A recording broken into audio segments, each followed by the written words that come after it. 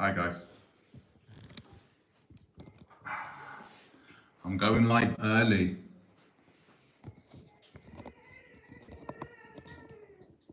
I'm going live early. Let's have a look. See in the background. Yeah, it's a bit messy, but it will have to do. Hello guys, hello and welcome to another day in paradise. And welcome to another edition of the Unapologetic In today's video, guys, something's really been bothering me over the last few days. And that is, well, if you already know what has been happening in South Africa with the death of F.W. de Klerk, the former leader of the, excuse me, Gesundheit, the former leader of the apartheid regime in South Africa. Guys, I'm so bothered by this. I'm going to actually tell you, I'm going to show you what I mean, what's been bothering me. So, I went onto Instagram and I follow a guy, and I think his name's Adrian Stern. So I'm going to search for him right now. I haven't even got it out. Adrian, that's it, Adrian Stern. There you go. Got him right here. And he took this wonderful photo shoot of this person. I'm struggling to call him a person. I'm going to read to you what he said. So he's got a photograph that he took. I'm going to show you the photograph. Yeah, nice photograph. He took it. He's a photographer. And he said, President F.W. de Klerk died today. The man who shared a Nobel Peace Prize with Nelson Mandela for steering a peaceful transition to a democratic South Africa. I'm not going to go on, but he said he has nothing but words of praise for this man.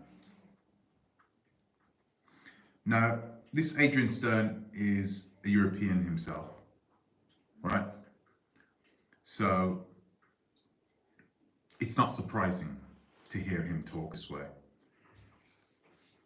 And it's crazy for me because I remember all this happening. I remember the transition, South Africa's transition, when I was a young teenager. Gosh, So I remember everything vividly. I remember those young South African boys and girls fighting for their freedom. These are the people who should be getting the Nobel Peace Prize, not this POS. But anyway, so I'm scrolling through the comments on his post, and I bump into, oh, wait a minute, I'm just getting lots of words of praise from everybody. But every now and again, I bump into a black person. I bump into one and I'm listening and I'm reading and I cannot believe what they're saying. I'm like this one. What an incredible, but that's an incredible shot. Wait a minute. It's good actually. I'm reading a lot of these and not a lot of people are talking about him. But every now and again, I'm bumping into somebody that is colored like me. And they are saying things like, not a single one of us will do everything right. We should all be so lucky to do as many things right as he did. Really? Are you having a joke? Not one black person on this planet should be giving words of sympathy to this man. Not one. And, it's crazy. How do you whitewash history? How do you whitewash history? And this is just the way it's done. You use the media to pump into the heads of people who are watching it, pumping the information that you want them to hear, and subtract the information that you don't want them to hear. Whitewashing. And I'm going to read to you what I wrote, actually, because somebody replied to it. It wasn't very nice. Ah, wait. Oh, yeah, here we go. A Black Queen. I'm going to read this. Really saddening. I admire your work with environmental conservation and all round just your photography. But I have to say I'm disappointed that you would inconice this man. He played quite a significant role in the apartheid government, serving various roles as minister of various departments from as early as 1970, including the Minister of the Interior during the deepest and darkest times of apartheid. Children, men, and women of South Africa were brutalized, reduced to being treated like animals by the police, enforced by the likes of de Klerk. That he caved to the international and national protests and transitioned the countries does not nullify the blood of innocents on his hands. Even the,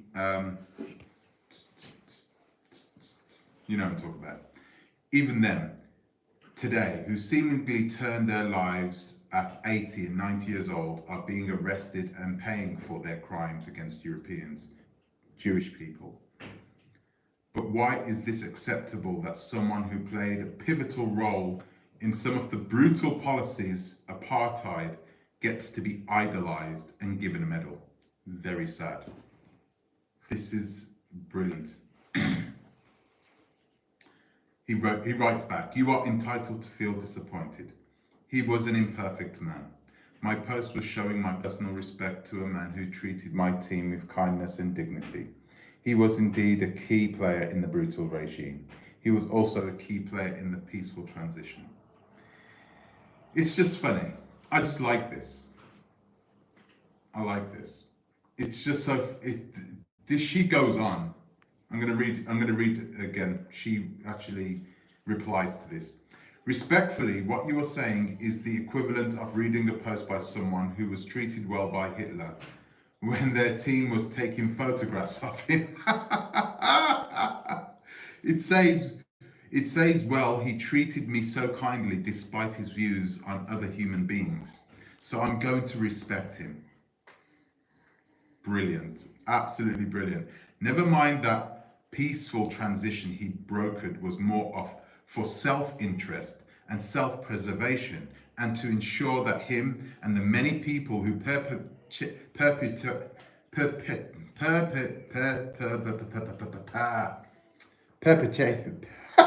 can't even say it.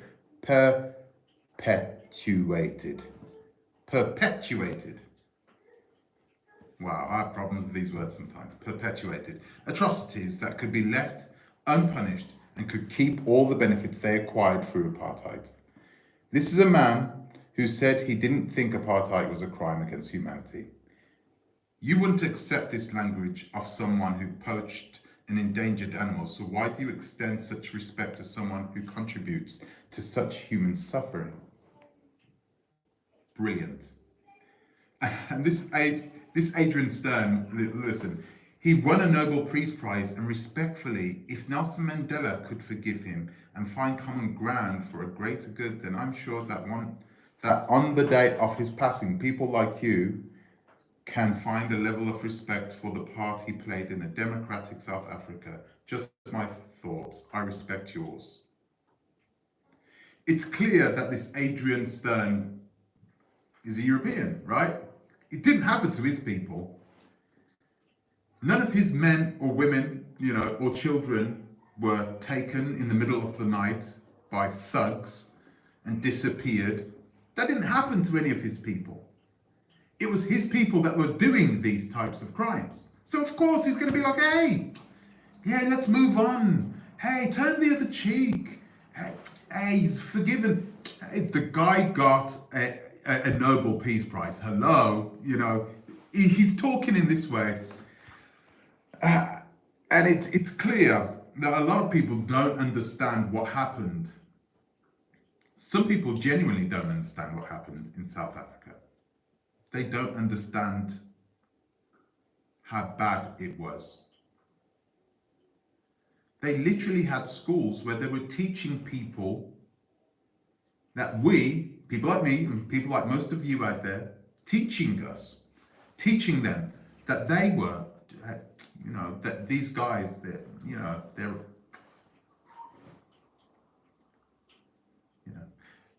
they're not civilized. We're going to have to live apart from these people. I wouldn't even call them people.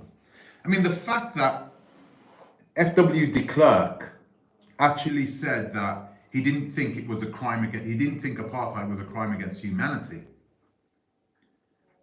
means what? What's he trying to tell you with that? It's not a crime against humanity because these people aren't humans. That's basically what he's saying. Ah, man. I'm going to read on. She's this woman. I don't know who she is, but I'm going to send her a message afterwards. It would be really good to have an interview with her. She's really well spoken. No victimhood here, just being a fair, decent human. Different from you. Can also appreciate your difference and ignorance, since for many of you, it wasn't your families or your people who were being massacred. It wasn't your families who were being brutalized or being restricted and treated like animals. It wasn't your parents, it wasn't your grandparents, it wasn't your children, your relatives, or you that had their freedoms and lives destroyed. So of course, you have all the room in your hearts to forget and look over the level of hatred that someone could have towards you and towards other humans.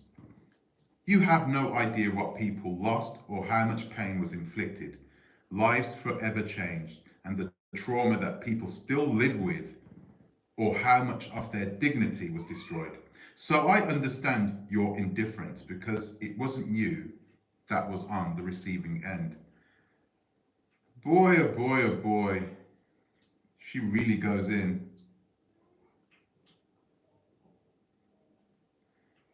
I was fortunate enough to have spent time with Mandela, and he spoke to us honestly about his friendship for de Klerk during the project.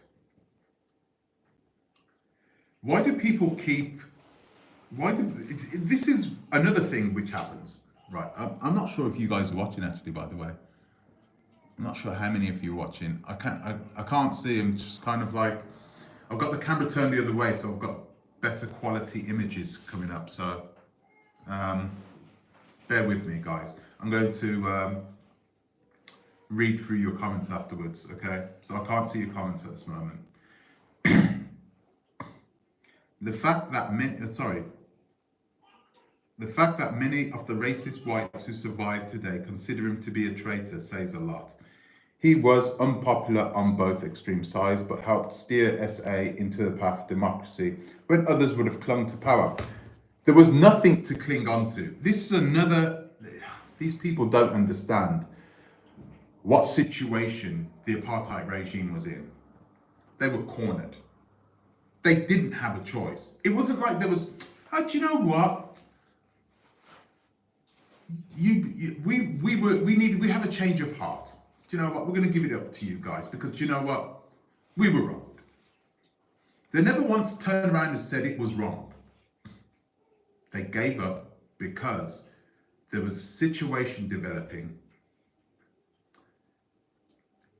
from the Namibian and Angolan armies, okay, who were at war with South Africa at this time. There was a situation developing there. That the South African army actually did well during that war,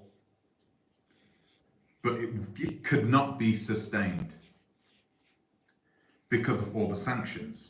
So they didn't have any place to get these weapons from. So eventually, Angola would have overcome the apartheid regime. Eventually, it would have happened.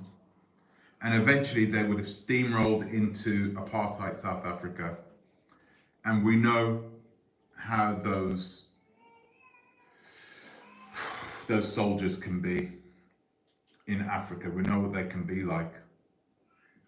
They can be absolutely ruthless, and it doesn't matter who you are. So yeah, it's not like these people were, oh, do you know what? Yeah, we want to give it up because we want to do the right thing. They never saw this as doing the right thing. They were pressured into doing it. They had to do it, and they did it to save their own bacon. They released Mandela to save their own bacon. It wasn't because, oh, these people are, we had a change in heart. And do you know what happened afterwards? They gave them immunity from prosecution. And those people who was brought up within the apartheid regime, within the apartheid education system, had teachers teaching them that we were animals, from the point in which they're young all the way until they were older, teaching them every single day that this is the way it's supposed to be, justifying their actions. Those people are still alive today. They're still living in South Africa. Rather nice lives, peaceful lives. They're enjoying themselves. The fruits of their labor. This is what's happening. And it's just crazy that, did we drop the ball? Is that what's happened? Did we drop the ball? Why do we have some black people inside here doing heart emojis and saying, yeah, this is great? It's Stockholm syndrome. That's what I think it is. That's what it is, right? Or either that, or the media has really done its job in whitewashing history and teaching people that, hey, we can learn to forgive and forget and yada, yada, yada. No, there ain't no forgiving or forgetting. There's a young lady who I know. I'm going to try and read her post on Instagram, guys, because her name, she is hardcore pro South African. Mandy Africa. I don't know if you guys follow her. Mandy Africa. Let's see if she's still around. Is that her? It must be her, but she looks different. Yeah, she looks a little different now. No, that's not her. Can't be her. Let's have a look. Yeah.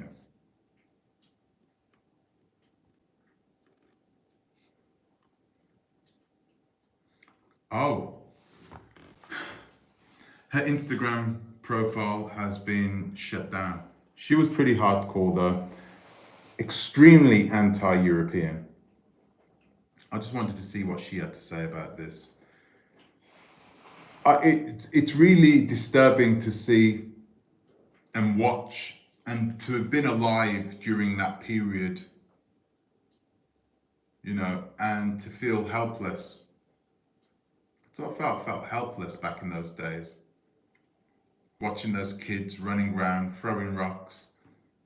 This is why, when I'm watching what's happening in the Palestinian territories, I'm like, oh man, it's like Africa 2.0, South Africa 2.0, the apartheid regime 2.0. It's all happening again. It's very disturbing. So what can we do, guys? I don't want to go too much the negative here. I'm just going to read your comments actually, but I have to go onto this iPad to read your comments because, yeah, here we go. 5G für alle. Jetzt in allen Magenta-Smartphone-Tarifen. This devil could never get my sympathy. I sympathize with those who suffered underneath. Clearly, I mean, that's logic, right? Paul Williams, that is totally logical. And this is what I don't understand. Oh God, sorry, I'm going to turn off this. There you go. Well, if they do praise him, it sounds like the abused are making excuses, saying, well, they abused him, they abused us because we caused it. No, that's not it. That's not what's happening. What's happening is that some of them haven't been alive or weren't conscious enough to understand what was going on around them back in the late 1980s. They were too young, so they don't understand, and they are learning everything they know. They are learning it from being educated or by the media. Even those guys within South Africa, the young people are learning it this way. There are lots of schools that are integrated in South Africa now, and they're doing extremely well. It's nice to see it, but it's not enough. It's not enough. I'm not sure when the economic freedom fighters are going to be going to the polls, but I really hope that they do well. I really hope that the EFF do well and that they can change South Africa for the better. I really hope they're just not another group of people who are coming in to try and line their own pockets with money, like the other ANC leaders, Zuma, and this one as well now, I forgot his name. It's crazy. Black Acres Viva.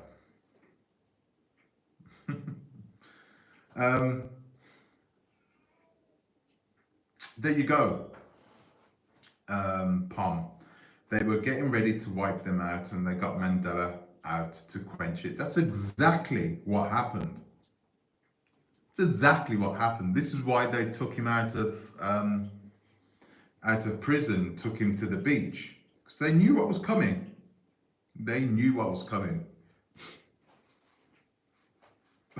Sorry, I've got a stuffy nose. I'm not going to stay on for long tonight, guys. So yeah, they knew what was coming, and clearly they had to do something because they didn't want to leave South Africa. It would have been much better for everybody if they'd have left South Africa and gone back to wherever they came from, right? It would have been better for that. But that isn't quite how it happened, is it? They wanted to stay. They wanted to keep everything they had stolen, including half the land that they own in South Africa, which is crazy. Boy, oh boy, oh boy. I really hope the economic freedom fighters come in and do something about that.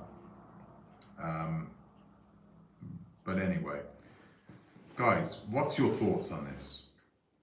I want people to come on afterwards, so I'm not going to stay on for long. Right, what is your thoughts on this? Why are people like us mourning over the passing of this beast? Is it ignorance? Is it Stockholm Syndrome? What is it? How can we stop it?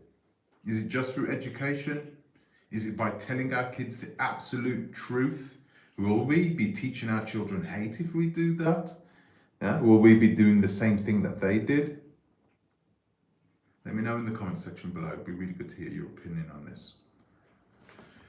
So guys, I'm going to leave it there. I just wanted to get that off my chest. Thank you for watching, guys. I know there wasn't many of you there today, but it was really nice that you came. No, you know different than, oh God. Oh. Oh, what's going on with me, man? I'm gonna have a cup of tea with some lemon in it right now. I'm not feeling 100%. You know different than the guy who died since you hate African brothers. Who would write something like that? Start loving your own, then you'll be a bit happier. Viva Black Acres of the Camp. Ha ha ha ha. Whatever. That's weird. I thought he was dead already. Me too, Lady Diva. Me too. Yeah. Yeah. That's crazy. But unfortunately he wasn't. And I can't believe that, you know, he lived, what, 12, 13 years longer than Nelson Mandela did. But I guess he lived in much nicer environment than, for most of his life, than what Nelson Mandela did, you know. I'm glad he's gone. Good riddance. And if anybody else who thinks like him, any of those people that served under him, any of those people who worked their hardest to keep apartheid alive, I hope they go out the same way as well. Quickly, so we can move on with our lives. Let Mother Nature take care of them. So guys, that's it from me for today, okay? I'm sorry about the short bit live, but I'm really happy that I got to speak to you guys, and yeah, time for me to go and do something about this cold. Thank you for watching, and I'll see you in the next one. I'll see you tomorrow. Tomorrow, I've got a great video coming up tomorrow, okay? I'm looking forward to releasing that, okay? It's a really good video, and it's going to be, I'm not going to tell you what it's about, but just watch it. Keep watching this space, turn on the notifications, and you'll know when it's posted. It's going to be posted later tomorrow evening. It's a really cool video. Cool for you to watch, okay? So I'll see you guys later. Take care. Do a live on the Poppy Remembrance Day and the lies they still teach today, that they fought for our freedom. I think that's a good idea. Remembrance, yeah, they still do that. People trying to sell me those little poppies when I walk out of Tesco. Sling your hook. Nah, you didn't fight for me. Ever. Anyway, so guys, thank you. I'll speak to you soon. I'm going to end it there. I'm going to end it there, and I'm going to get myself a cup of tea. Take care. Ta-ra a bit. Goodness, how do you turn this thing off now?